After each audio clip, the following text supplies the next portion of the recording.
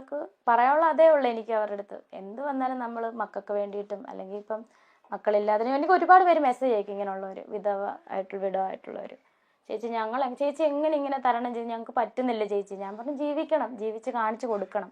ചിലവരൊക്കെ പറഞ്ഞു ശരിയാ. ചിലവർ എന്നെ ഇങ്ങോട്ട് പറയും. അതിന് മുന്നേ ഒക്കെ ഒരുപാട് ഇച്ചിരി ഏജുള്ള ചേച്ചിമാരൊക്കെ എൻ്റെ അടുത്ത് മോളെ ഇങ്ങനെ തന്നെ മുന്നോട്ട് നമ്മുടെ കൂടെ അവരുണ്ട് ഇങ്ങനെയുള്ളവരെ. എന്നെ ഒരുപാട് പേര് ഇങ്ങനെ മെസ്സേജ് അയക്കും ചേച്ചിയുടെ ഒരു റിപ്ലൈ കിട്ടാൻ വേണ്ടിയിട്ടാന്നൊക്കെ പറഞ്ഞ് ഇൻസ്റ്റാഗ്രാമിലാണെങ്കിലും. അപ്പോൾ എനിക്ക് അവരുടെ അടുത്ത് ഇതൊക്കെ പറഞ്ഞു കൊടുക്കുമ്പോൾ അവരെ ധൈര്യപ്പെടുത്തി. ചിലവർ ആത്മഹത്യ ചെയ്യാൻ തോന്നുന്നൊക്കെ പറഞ്ഞയക്കും. ഞാൻ പറഞ്ഞു അങ്ങനെയൊന്നും ചെയ്യരുത്, ഒരിക്കലും തല പോയ കേസ് വന്നാൽ നമ്മൾ ആത്മഹത്യ ചെയ്യരുതെന്ന് ഞാൻ അവരോട് പറയും.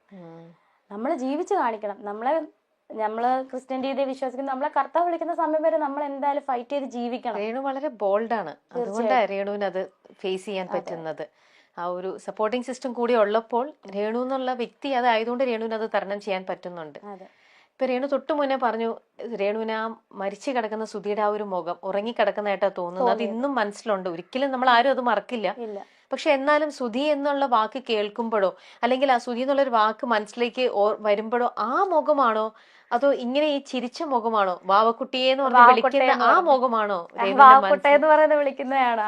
അതാണ് ഇപ്പോഴും ആ ഒരു ചിരി, എപ്പോഴും ചിരി. ഇപ്പം ഞാൻ എന്തെങ്കിലും ഫുഡ് കഴിക്കുന്ന കാര്യത്തിനാണ് എന്നെ ശരിക്കും വഴക്ക് പറയുന്നത്. ഞാൻ കഴിക്കുന്ന കുറവായതുകൊണ്ട് എൻ്റെ അടുത്ത് വഴക്ക് പറയും. അതല്ലാണ്ട് ആള് ദേഷ്യപ്പെട്ട് ഞാൻ ഇന്നുവരെ കണ്ടിട്ടില്ല.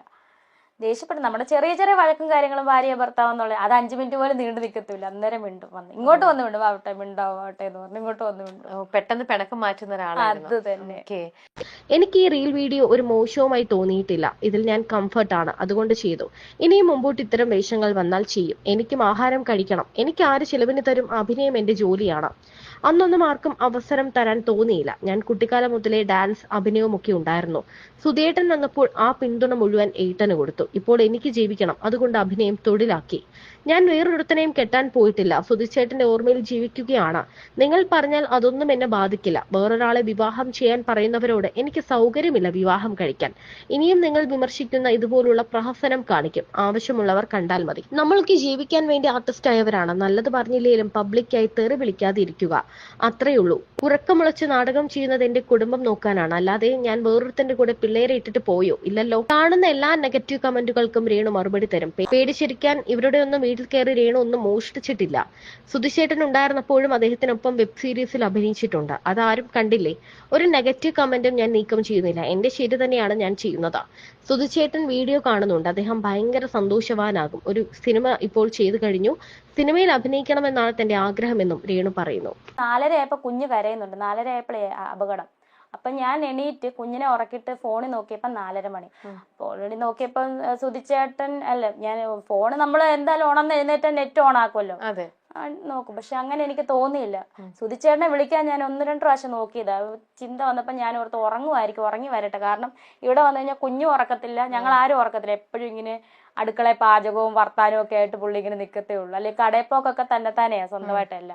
ഇവിടുന്ന് കവലയിലൊക്കെ പോവുകയും കവല വരെ നടന്നു പോവും, ചിലപ്പം സാധനം മേടിച്ചോണ്ട് വരും. ഇതൊക്കെ ആളുടെ ഒരു ഹോബി. അപ്പം ഞാൻ ഓർത്ത് എന്നാ ഉറങ്ങിക്കോട്ടെ എന്ന്. അപ്പോൾ ഈ സംഭവം നടക്കുവാ 4:30 ആയപ്പം. ഞാനന്ന് നെറ്റ് ഓൺ ആക്കിയില്ല, ഞാൻ കിടന്നുറങ്ങി. രാവിലെ ഇങ്ങനെ കോളുകൾ വന്നുകൊണ്ടിരിക്കുക. അപ്പൊ 6-6:30-7 മണിയായി ഞാൻ എണീറ്റപ്പം. കോള് വന്നുകൊണ്ടിരിക്കുന്നു. താമസിച്ച് കിടന്നുകൊണ്ട് ഉറങ്ങിപ്പോയി. അപ്പം ഒരു കോൾ എടുത്തപ്പോഴത്തേന് സുധിച്ചേട്ടൻ്റെ ചേട്ടൻ്റെ വൈഫ്. അപ്പൊ ഇവര് സംഭവം അറിഞ്ഞു, എല്ലാവരും അറിഞ്ഞിട്ട് ഈ മിറ്റം മുഴുവൻ, ഈ വഴി മുഴുവൻ ആൾക്കാരായിരുന്നു. ഞാനിത് അറിയുന്നില്ല. അപ്പൊ മൂത്ത മോൻ ഇവിടെയാണ് കിടക്കുന്നത്, ഞങ്ങൾ അകത്തെ റൂമിൽ. എൻ്റെ ഒരു അനിയത്തിയുണ്ട്. പപ്പയും അമ്മയും ഹോസ്പിറ്റലിലായിരുന്നു. പപ്പായ്ക്ക് ഒരു ഓപ്പറേഷനായിട്ട് ഹോസ്പിറ്റലിലായിരുന്നു. അപ്പം ഞാൻ ചേട്ടത്തിയോട് ചോദിച്ചു, എന്നെ അടുത്ത് ഈ വെളുപ്പിനെ വിളിച്ചു സുധി എന്ത് ചെയ്യണമെന്ന് ചോദിച്ചാൽ, ചേട്ടൻ വടകര പോയതാണല്ലോ. എന്നെ അടുത്ത് വന്നില്ല, ഇപ്പം വന്ന് കാണും, ഇനിയിപ്പോൾ ഉറക്കമായിരിക്കുമല്ലോ, സ്റ്റാൻഡിൽ വല്ലോ ഇരുന്നിട്ടേ വിളിച്ചു നോക്കട്ടെ എന്ന്. അപ്പം എഴുന്നേറ്റ് 5 മണിയായപ്പം രേണു വിളിച്ചു നോക്കിയില്ല. 5 മണിയായപ്പോഴല്ല ഞാൻ എഴുന്നേറ്റ്, 6:30 ആയപ്പോഴാണ് എഴുന്നേറ്റ്. 4:30 ആയപ്പോൾ വിളിക്കാൻ തോന്നിയില്ല എനിക്ക്, എന്തോ എനിക്ക് തോന്നിയില്ല. 5 മണിക്ക് നിങ്ങളുടെ അടുത്ത് പിക്ക് ചെയ്യാൻ വരണം എന്നല്ലേ പറഞ്ഞു. അപ്പൊ ഉറങ്ങിപ്പോയി. ഉറങ്ങി 6:30-7 ആയപ്പോഴാണ് ഞാൻ എഴുന്നേറ്റ്. ഉടനെ വിളിച്ച സൂചിച്ചേട്ടനെയാ. 5 പ്രാവശ്യം വിളിച്ച്. അപ്പൊ 5 പ്രാവശ്യം വിളിച്ചിട്ടും ബെല്ലടിക്കുന്നുണ്ട്. ബെല്ലുണ്ട്. പക്ഷെ ആ ഫോൺ ഇതുവരെ നന്നാക്കാൻ പറ്റിയിട്ടില്ല.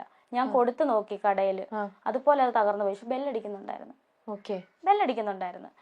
അപ്പം എനിക്കൊന്ന് ഡിസ്പ്ലേ പോയി കാണും, ബെല്ലടിക്കുന്നുണ്ട്, പക്ഷെ എടുക്കുന്നില്ല ആരും. അപ്പൊ എനിക്ക് ഡൗട്ട് ഒന്നും അടിച്ചില്ല. നമുക്ക് അങ്ങനെ തോന്നും, നമ്മുടെ ആള് മരിച്ചു പോകും, നമ്മൾ ഓർക്കുവോ, ഇനി എന്തുവാ ഇത് സംഭവം എന്ന് പറഞ്ഞപ്പോഴാണ് ഇങ്ങനെ കോള് വരുന്നത്. അപ്പൊ ഞാൻ എഴുന്നേറ്റ് ഇവിടെ വന്ന് തിണ്ണേ വന്നോണ്ട് വേറൊരു കോള്, ചേച്ചി വാർത്തക്കകത്ത്. ശരി. അപ്പൊ എന്റെ വിചാരം പണ്ട് നമ്മുടെ കൊറോണ ടൈമിൽ ഒരു ഫേസ്ബുക്കിൽ ഒരു ഇഷ്യൂ വന്നായിരുന്നു സുചേട്ടന്. ഒരു സാമ്പത്തികമായിട്ടുള്ള കടം ത്തിന്റെ പ്രശ്നമൊക്കെ വന്നായിരുന്നു ആ കൊറോണ ടൈമിൽ. ഇനി അത് വല്ലതും ആണോ വാർത്തക്കകത്തെന്ന് ഞാൻ ചോദിക്കുക. അപ്പൊ അവര് പറഞ്ഞു ചേച്ചി അപ്പൊ ഒന്നും അറിഞ്ഞു. ഞാൻ പറഞ്ഞു ഒന്നും അറിഞ്ഞില്ല, എന്താ സംഭവം എന്ന് ചോദിച്ചു. അവരന്നേരം കട്ട് ചെയ്ത് 2-3 കോൾ ഇങ്ങനെ വന്നിട്ട് കട്ട് ചെയ്തപ്പോ എനിക്ക് എന്തോ ഡൗട്ട് അടിച്ച്. ടിവിയിലെ വാർത്ത എന്ന് പറഞ്ഞാൽ ഞാൻ എന്നിട്ട് TV വെച്ചില്ല. ഞാൻ കിച്ചുവിനോട് പറഞ്ഞേടാ നീ എന്ന്. അപ്പൊ അവൻ ഉറക്കത്തില്ല, നല്ല ഉറക്കത്തില്ല. വെളുപ്പിനെ അങ്ങോട്ട് കൂട്ടുകാരുടെ അടുത്ത് പോയിട്ട് അങ്ങോട്ട് വന്ന് കിടന്ന് എവിടെയോ എന്തോ ആവശ്യത്തിന് പോയതാ, കല്യാണ പാർട്ടി എന്തോ. അപ്പൊ ഞാൻ പറഞ്ഞു കിച്ചു ഒന്ന് എണീക്കടാ, നമ്മുടെ അച്ഛൻ എന്തോ പറ്റിയിട്ടുണ്ട്, നീ ഒന്ന് വിളിച്ചു നോക്കാൻ പറഞ്ഞു. ദേ ഉറക്കത്തെ വിളിച്ചതല്ലേ, ഈ അമ്മയുടെ കാര്യം അച്ഛൻ എന്നാ പറ്റാനാ എന്ന് പറഞ്ഞ് ഇങ്ങനെ എഴുന്നേറ്റ് ഇവൻ കോൾ എടുത്തോണ്ട് ഫോൺ എടുത്തോണ്ട് അകത്തോട്ടങ്ങാണ്ട് കയറി. ഞാനിത് കഥവ് തുറന്ന് വെളിയിൽ ഇറങ്ങിയപ്പോ അവിടെ തൊട്ട് ഇവിടെ വരെ ആൾക്കാർ എല്ലാരും ഇങ്ങോട്ട് നോക്കി നിൽക്കും. എത്ര മണിയായിട്ടുണ്ടാവും? 7 മണിയായി. എന്തായാലും 7 മണിയായി. അപ്പോഴും നിങ്ങൾ TV ഒന്നും ഇട്ടിട്ടില്ല, ഒന്നും അറിഞ്ഞിട്ടില്ല? പപ്പായും ഇവിടെ ഇല്ലാത്തതുകൊണ്ട് അല്ലെ ഇവര് വെളുപ്പിനെ വാർത്ത വെക്കുന്ന 24. ഇവരിവിടെ ഇല്ലല്ലോ, വേറെ ആരും വിളിച്ചിട്ടുമില്ല. വിളിച്ചോണ്ടിരിക്കുന്നുണ്ട്, നമ്മൾ അറിയുന്നില്ല. ഞാൻ മിസ് കോൾ ഇങ്ങനെ വന്നിട്ടുണ്ടെങ്കിൽ ഇതെന്നെ സംഭവം നമുക്ക് അറിയത്തില്ല. അപ്പൊ ഒരു കോളും എടുത്തിട്ടുമില്ല? 2-3 കോൾ എടുത്ത്. ചേടത്തി ഞാൻ പറഞ്ഞില്ല, ചേടത്തി വിളിച്ച കോൾ എടുത്ത്. അവരാരും ഒന്നും പറഞ്ഞിട്ടുമില്ല? അവർക്ക് മനസ്സിലായി ഞാൻ അറിഞ്ഞിട്ടില്ലെന്ന്. വെളിയിൽ ഇറങ്ങിയപ്പോ ആൾക്കാർ. അപ്പൊ ഞാനിങ്ങനെ നിൽക്കുക, എന്തോ സംഭവം എന്ന് ചോദിക്കുന്നില്ല. അപ്പൊ ചോദിക്കുവാ ഞാനിങ്ങനെ. അപ്പം ഇപ്പുറത്തും ഒരു അമ്മച്ചി ഓടി വന്നില്ല. രേണു ഒരു ചെറിയൊരു അപകടം പറ്റി സുധിയൊക്കെ വന്നപ്പോഴേ വിനുവാടിമാരിയൊക്കെ ഉണ്ടായിരുന്നു, മഹേഷും ഒക്കെ ഉണ്ടായിരുന്നു. ചെറിയൊരു അപകടം. സുധീർ എന്തോ കയ്യോ കാലോ കണ്ട്. അപ്പൊ എനിക്ക് കയ്യോ കാലോ ഓടഞ്ഞ ഇങ്ങനെ ആള് വരുമോ?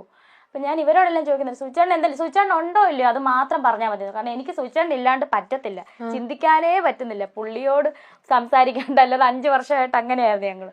പുള്ളിയോട് മിണ്ടാണ്ട് എനിക്ക് പറ്റത്തില്ല. ഉണ്ടോ ഇല്ലയോ? അപ്പൊ ആരും ഒന്നും മിണ്ടുന്നില്ല. ഈ വീട് തൊട്ട് ആ വീട് വരെ ഞാൻ തിരക്കുന്നുണ്ട്, ഓരോരുത്തരുടെ വീടിന്റെ വാതിൽ സുചേട്ടൻ ഉണ്ടോ, ആളുണ്ടല്ലോ അല്ലേ? ആരും ഒന്നും മിണ്ടുന്നില്ല. ഞാൻ ഈ കിണറ്റുകരെ വന്നങ്ങ് ഇരുന്ന്. അപ്പം എനിക്ക് തോന്നുന്നത് ഐശ്വര്യനെയാന്ന് തോന്നുന്നു അയച്ചേക്കുന്നത് പറയാൻ വേണ്ടിയിട്ട്. ഐഷു ഇല്ലേ സ്റ്റാർ മാജിക്കിലെ ഡാൻസർ. അപ്പം ഐശ്വര്യയും ഫാമിലി അവിടം വരെ പകുതി വന്നപ്പോൾ ആൾക്കാരെ തടഞ്ഞു വെച്ച് അവൾ അറിഞ്ഞിട്ടില്ലെന്ന് പറഞ്ഞു. അപ്പൊ അവരവിടെ നിപ്പുണ്ടെന്ന് തോന്നുന്നു, 24-ന്റെ ക്യാമറ എല്ലാം അവിടെ നിപ്പുണ്ട്. അപ്പൊ ഞാൻ ഈ കിണറിന്റെ അവിടെ ഇങ്ങനെ ഇരുന്നപ്പോ ഒരു കുട്ടി, അപ്പുറത്തെ വീട്ടിലൊരു കുട്ടി, അപ്പുറത്തെ സ്ഥലത്തിലെ ഒരു കുട്ടി ഓടി വന്ന് എന്നോട് ചോദിച്ചു, ചേച്ചി ബോഡി ഇങ്ങോട്ടാണോ കൊണ്ടുവരുന്നത് കൊല്ലത്തോട്ടാണോ എന്ന്. സത്യം പറഞ്ഞ അപ്പോഴാ ഞാൻ അറിയുന്ന ആള് പോയെന്ന്. ഒരുമാതിരി ഒരു കിളി പോയ പോലെ ആയിപ്പോയി തലേന്ന്. ഇങ്ങനെ ഇങ്ങനെ ഇരിക്കുവോ, അനങ്ങുന്നില്ല. സുധിച്ചേട്ടൻ മരിച്ചെന്നോ? നമ്മൾ സ്വപ്നത്തിൽ കരുതുവോ സുധിച്ചേട്ടൻ മരിച്ചെന്ന്?